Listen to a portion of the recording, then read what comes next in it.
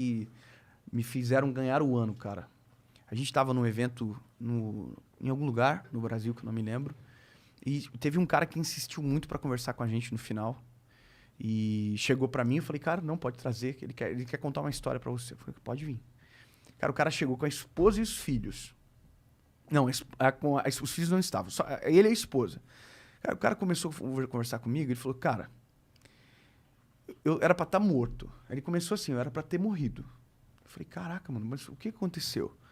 Daí ele falou, cara, eu tive uma quebra na minha empresa faliu, perdi tudo. Eu entrei dentro do banheiro da minha casa, peguei meu telefone, abri o bloco de notas e comecei a escrever uma carta de despedida pra minha família. Aí ele contando pra mim, né? Eu escrevi a carta e tal. Quando eu terminei de escrever a carta, que eu fui pra tomar todos os remédios que ele tinha pego pra suicidar, que eu esqueci dessa parte, ele levou todos os remédios pra dentro do banheiro e tal, escreveu a carta. Cara, quando ele mexeu assim no telefone, abriu o Instagram. Do nada. Abriu o Instagram, sabe? Quando você vai fechar sim. assim. E era a última coisa que tava aberta, talvez? É. Cara, quando ele abriu o Instagram, apareceu um vídeo. E era um vídeo que eu começo falando sobre suicídio, cara. E aquilo tocou o cara de uma maneira tão profunda que ele não suicidou, dobrou os joelhos da onde ele estava, dentro do banheiro. No outro dia, pediu perdão à esposa. E, cara, Deus restaurou a vida dele. Mudou. A vida do cara mudou. Por conta de uma palavra na hora certa, no lugar certo. Sabe? Então, cara, por isso que eu digo, eu tenho muito temor, assim, porque o que a gente faz, ele tem o poder de impactar a vida das pessoas de uma maneira muito profunda, cara, muito profunda. A gente tem críticas, a gente tem pessoas que não gostam da gente, que não concordam com tudo aquilo que a gente fala, mas, cara, nada disso nos paralisa, porque a gente consegue ver os frutos, sabe? Pelo menos uma parte dos frutos. Hoje a gente tem uma média de 20 a 30 milhões de visualizações por mês nos nossos canais de comunicação. Foda. E então a gente recebe os testemunhos, sabe? E é muito impactante, cara. Pensando nisso, até depois. Pô, isso é legal, porque assim, é mais uma forma de tu fazer o que tu tá fazendo sem, por exemplo, tu vai fazer isso na igreja, tu não cobra as pessoas, porque tem Já uma tem outras outra fontes. fonte, né? Já São tem as outra mídias fonte. sociais. Pois é. Isso é interessante, isso é inteligente. Esse lance do que você tá falando da transformação da vida do cara me põe pra pensar um pouco, cara. Eu fico pensando. Porque assim, eu acredito em Deus e tal. Mas assim, na minha cabeça, Deus não é um velho de barba. Sabe? Na minha também não. Então, eu ia até te perguntar depois como é que é Deus na tua cabeça. Mas assim, esse lance dessa transformação, ela tem a ver com uma... tipo, a vida do cara mudou. Tipo, as coisas começaram a se reestruturar. Isso tem a ver com uma mudança de energia na tua cabeça? Como é que esse cara consegue uma transformação tão profunda, pô, dobrando o joelho dentro de um banheiro? Cara, É o que Deus diretamente mexe com ele? Ou ele se conecta, ele entra numa vibe diferente? Como é que é? pensa o seguinte, cara. Nós somos uma casa.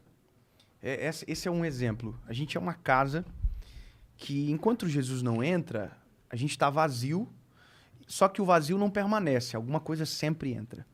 Então, casa vazia, lembra aquele ditado? Cabeça Oficina vazia, do oficina demônio. do Satanás? Então, cara, quando você não tem nada, você é preenchido por tudo. Aí os traumas te dominam, entra muita coisa, né? Entra tudo, certo? Só que quando você deixa Jesus entrar, o cenário inverte de maneira completa. Há um texto em Apocalipse que diz, eu estou à porta e bato, aquele que ouvir a minha voz, abrir a porta, eu entrarei e farei morada. Isso aqui muda a vida da gente, cara. Essa realidade é o que você chama de energia, e alguém pode falar de outro nome, é o que eu chamo de a presença de Deus, cara. É algo que mexe você de dentro para fora, tuas estruturas são abaladas, sabe? A tua perspectiva, teu modo de enxergar muda. É o que é a metanoia genuína, é a transformação, sabe? Então, cara, quando você permite, que você se expõe e deixa Jesus entrar de verdade, cara, é impossível você não ser transformado. Tem pessoas que pensam que para alguém ser transformado, você tem que atacar a pessoa, você tem que falar, entendeu? Pesar a pessoa e tal. Cara, não. A Bíblia diz que quem convence o homem do pecado, da justiça e do juízo é o Espírito Santo, não é o pregador, não é o pastor, não é ninguém. Quem convence o homem do pecado, da justiça e do juízo é o Espírito Santo. Não é meu trabalho convencer ninguém. Meu trabalho é apresentar Cristo, apresentar Jesus. Se a pessoa ouvir a mensagem, entender que aquilo é para ele, permitir que Jesus entre, aí essa compreensão se altera. Óbvio que a gente tem que falar e apontar os princípios certos, o que é errado e não, mas essa não é a principal mensagem. Entendi. Entendeu? Porque Mas é como uma é que- produção diferente, é o extraordinário, é o que transcende. E como é que é, o que significa aceitar Jesus verdadeiramente? Porque, vamos lá, eu preciso ter, eu imagino, né? Porque você falou, tem 3 formas de aceitar, né? Então, a do C.S. Lewis é o que mais me chama a atenção, porque me parece algo racional, Sim. uma decisão tomada de forma racional. Sim. Só Eu prego para que as pessoas tomem a decisão dessa maneira. Para que ninguém precise sofrer. Você não precisa dar com os burros na água para você mudar a sua forma de ver o mundo.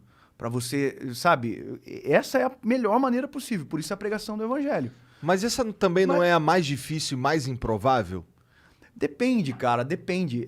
Eu entendo o que você está falando, porque a fé, ela também, em algum momento, ela vai ignorar um pouco da razão.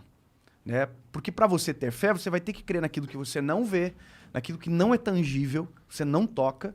Então, chega uma hora que você não vai conseguir ser totalmente racional no sentido de que a fé é o sobrenatural. Né? Então, você não vai conseguir dizer o tamanho, como é, entendeu? É uma perspectiva. Então, o aceitar a Jesus de verdade, cara, é quando você... Romanos diz, aquele que confessa com a boca e crê com o coração para a justiça. Essa é a parte difícil. Então, mas aí